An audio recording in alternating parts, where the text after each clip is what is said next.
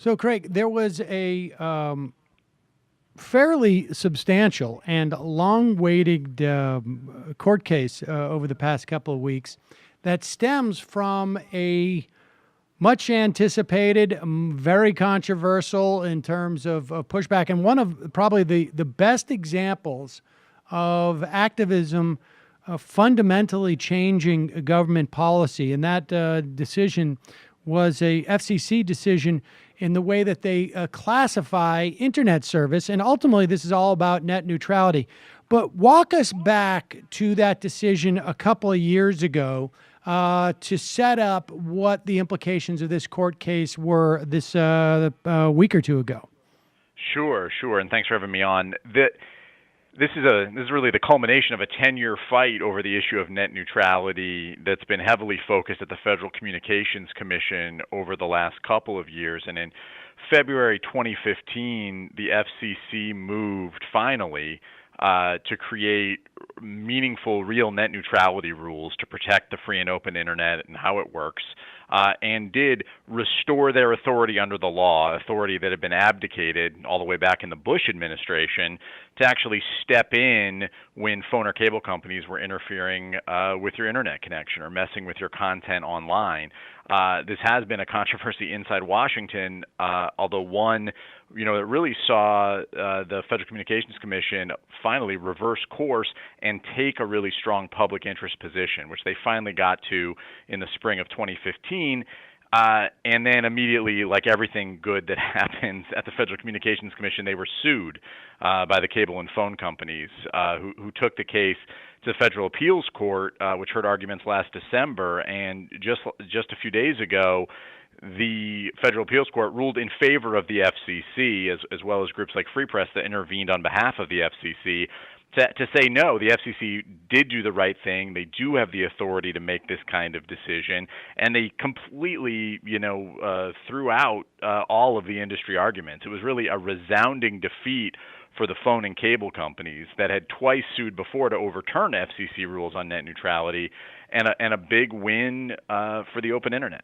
Yeah, okay. So now let's, before we talk about the implications of the ruling, let's go back, because this story is really an amazing story from a bunch of different angles, ranging, and there's so many different issues that implicated this one issue of net neutrality, ranging from the implications of the Senate changing their rules and not allowing filibusters on judicial appointments because it was the D.C. Circuit Court which held this ruling, to the functioning of agencies, to overcoming an industry lobbyist and what his inclinations may have been.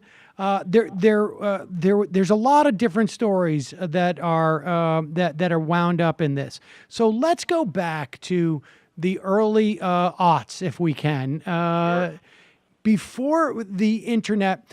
Back in we had, of course, the tech bubble in the late 90s, but the internet, and I don't know if people remember this, but in 2002 there was no YouTube. There was no Huffington Post. There was no Facebook. Yeah, there was no Facebook. There was no really concept of social media per se.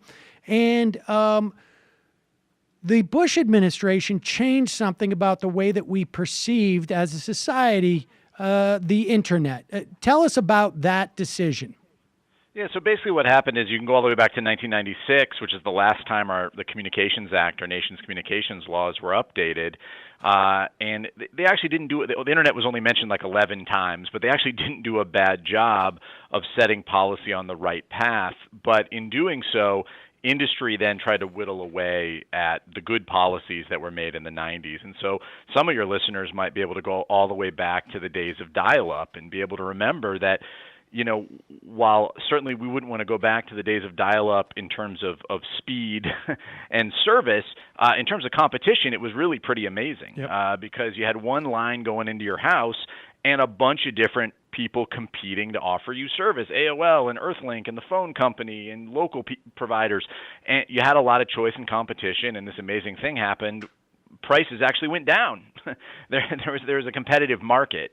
When broadband started to get developed, and the cable companies were going to get into the internet business, they didn't want to be beholden to any of those rules, so-called common carrier rules, that said, hey, there's one line going into your house, but you got to offer wholesale rates and have competition. Because cable had always been this one-way, essentially broadcast model where they got to decide what channels you got, what kind of service, and control everything. So they wanted to take broadband and, frankly, turn it into something that looks like cable television. And that vision of theirs hasn't really changed. So they went to the Bush administration and to the FCC, then run by a guy named Michael Powell, son of Colin Powell, who was the FCC chair, and they said, "Hey, we don't want to have any of these rules." And the Bush FCC said, "Okay, well, we'll just change how broadband is classified, and instead of treating it as what it obviously is, a telecommunication service, which is just a fancy way of saying a two-way communication service. You can upload and download, you can talk to each other. We're going to call broadband an information service and kind of bundle it in with the part of the law meant to apply to websites and services and LexisNexis and content, right. Not infrastructure, not pipes." So they made this change, and they did some hand-waving saying, "Oh, we'll still be able to step in if there's a problem, don't worry about it." And eventually there was a big court case that went all the way to the Supreme Court called the Brand X case in 2005 because a company sued saying, wait a minute, the FCC can't do this. And what the Supreme Court ultimately ruled was the FCC is the expert agency. It's up to them. They get to decide. So suddenly, cable broadband internet service was no longer a telecommunications service, and if the cable companies believed they didn't have any of those obligations, as soon as they got out from under this law, the phone companies went to the FCC and said, hey, we don't want these obligations either, and the FCC said, okay, you don't have them either. And about this point, all of a sudden, the big executives at AT&T and Verizon and elsewhere started talking about how these were their pipes and Google wasn't going to be able to ride them for free anymore, and they should be able to do all these things. And that's where this issue of net neutrality first emerged in response to what these companies said they were going to do, how they were going to discriminate and start changing the way the internet worked. And that's when net neutrality first really became an issue, 2005, 2006, actually having a lot to do with the rise of the netroots and the blogosphere and all this amazing, the birth of content. This is still kind of pre-social media, but people right. were using the power of the internet to tell their own stories. I mean, really, this coincided in a lot of ways with the growth of YouTube, the birth of YouTube, back in the days when anybody could frankly get their YouTube video on the front of the site. And we saw this, real awakening that only grew over the sort of subsequent 10 years. And there were a couple waves of this fight that went on to try to protect net neutrality under the law. Sort of famously, the late Ted Stevens, went on the floor of the Congress and called the internet a series of tubes, right. and sort of showed how out of touch Congress was. That was sort of phase one of the fight, where they were unable to pass bad legislation, but it was still kind of in limbo.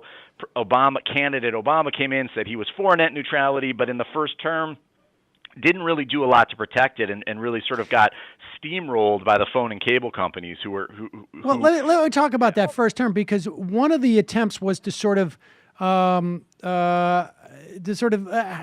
halfway, where the FCC would issue regulations about net neutrality, but without changing the classification back to being a common carrier. And that stuff was taken to court by, of course, I think it was Verizon took it to court. And Verizon won because the FCC was sort of being mealy-mouthed about it. They had one of two choices. One is you reclassify them as a common carrier, and then you have all sorts of ability to regulate this because of its relevance to American citizens, or you don't classify it that way and you don't have the ability to regulate it in the way you want. And so the FCC was put on the hot seat as to whether or not they would do this. And that takes us up to that big battle with the current FCC chairman, Tom Wheeler. Let's take a break. When we come back, we'll talk about that battle. So, Craig, when we broke, we were about to discuss the battle that took place to convince Tom Wheeler and the FCC in the second term of the Obama administration to reclassify the internet as a telecommunication service, which the courts had basically told the FCC that's the only way that you can really enforce net neutrality. And if you do that, you can enforce net neutrality. You can say this is basically this is almost akin to a right, that Americans have, is to having access to that. And so Tom Wheeler was hesitant to do it, but then at one point President Obama came out after immense pressure and showed that he favored net neutrality. Right. I mean, and that's really the story here is the political movement on that. Tom Wheeler, the chairman of the FCC, is a guy. He was, the first Obama FCC chairman, frankly, was largely a failure. Tom Wheeler was brought in, a former industry bigwig. He used to head the cable lobby. He used to head the cell phone lobby. A lot of us in the public interest community were really skeptical of this guy, but he was a big Obama supporter. He came in, he got appointed to the job.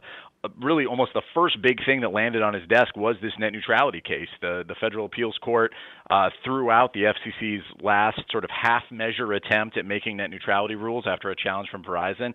It was kicked back to the FCC, and in the early going, Tom Wheeler indicated he didn't really want anything to do with this. They were looking for a compromise, which is really sort of like a compromise on a capitulation. Right. All these sort of half measures and hybrid proposals that got as far as being proposed by the FCC, actually in a proposed rulemaking, and you saw this onslaught of opposition. Now, we'd been building for a long time. This spiked in 2006, 2007, but by 2014, you had that many more people who really cared about the internet, understood the internet, and the FCC was frankly overwhelmed by public opposition. 4 million people sent comments to the FCC. The FCC didn't know 4 million people knew what the FCC was. Right. So they'd never seen anything like it. There were people occupying the FCC, camping outside, big protests, giant billboards that we wheeled in, broadcasting, John Oliver's commentary on net neutrality and other things that went on. A ton of really exciting activism, frankly, around the internet, online and off. That put the FCC under a lot of pressure, but they were still resisting, still trying to kind of push a compromise. At this point, the Obama administration, which had a lot to say back in 2007 on the campaign trail, President Obama, but really hadn't gotten involved in these debates, did step in. I think there were a lot of reasons for it. One of them was the big Democratic losses in the 2014 midterms. They came out of those, and I think it finally, a little later than maybe some of us would have liked, but really woke up the Obama administration to like, hey, this middle road, this compromise path isn't working. Not getting you anywhere. They saw that the Netroots was really engaged on this issue, Right. Daily Kos and Color of Change and all the other groups that Fight for the Future, Demand Progress, that have been organizing on this issue.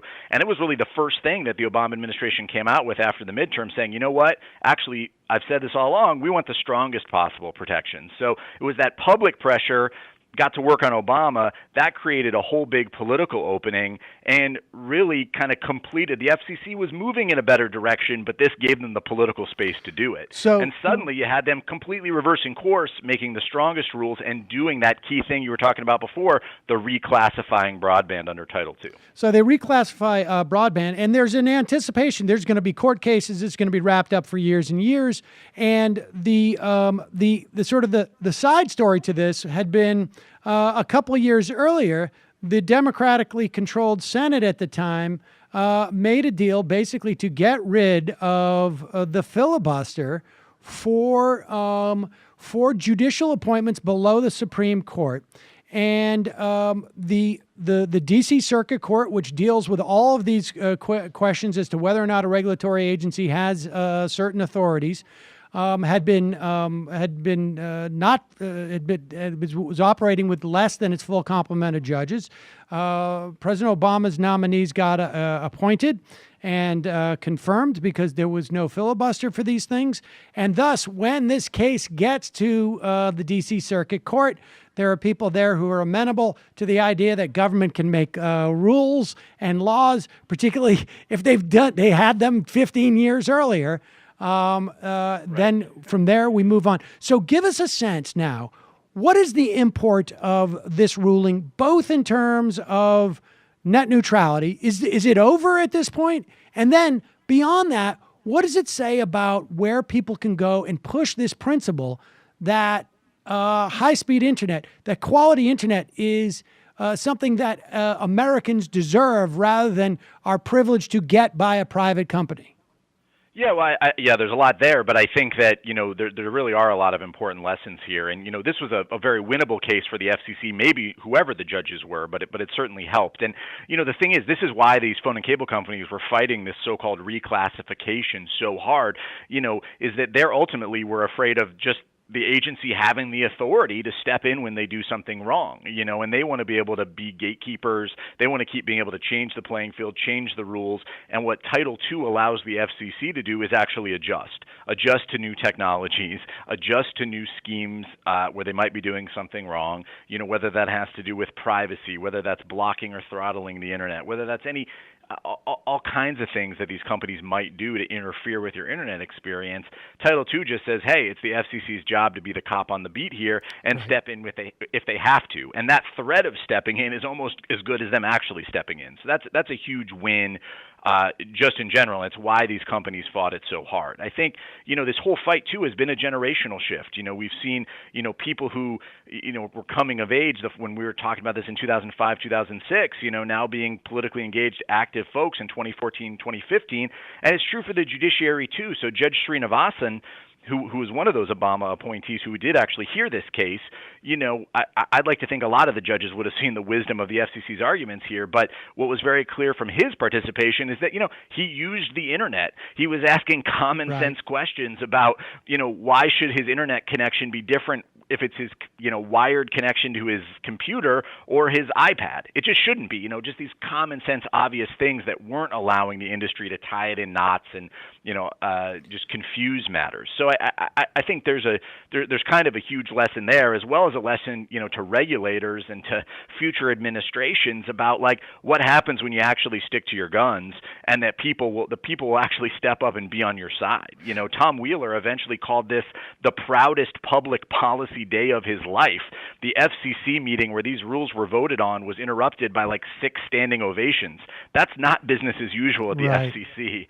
And so instead of trying to like compromise and telling all these activists and advocates, this compromise is the best you can get, actually standing up for some principles goes a long way. And I think going forward, this does give the FCC the authority to step in if they need to, and to deal with things like broadband competition. How are we going to lower the price of broadband? Right. That's a huge issue. That's what's keeping people from being online. How are we going to encourage new forms of entrepreneurship and innovation, where you don't have to go to Comcast or AT&T or Verizon for permission to have a really cool website, app, service, a bunch of stuff I haven't even dreamed up yet. And those are going to be big fights, and they're going to be big fights with Google and Facebook too, frankly, as they try to dominate their space. But I think, this shows how public policy can actually be used to stand up to these gatekeepers, to kind of, hit them in ways that really matter by making them accountable to, another big force, which is the government. I don't want the government to control or run the internet, but I don't want these corporate guys to do it either. I want a balance between the two, and engaging in these kind of public policy battles are really the only way to get there. Craig Aaron, thanks so much for your time today. Really appreciate it.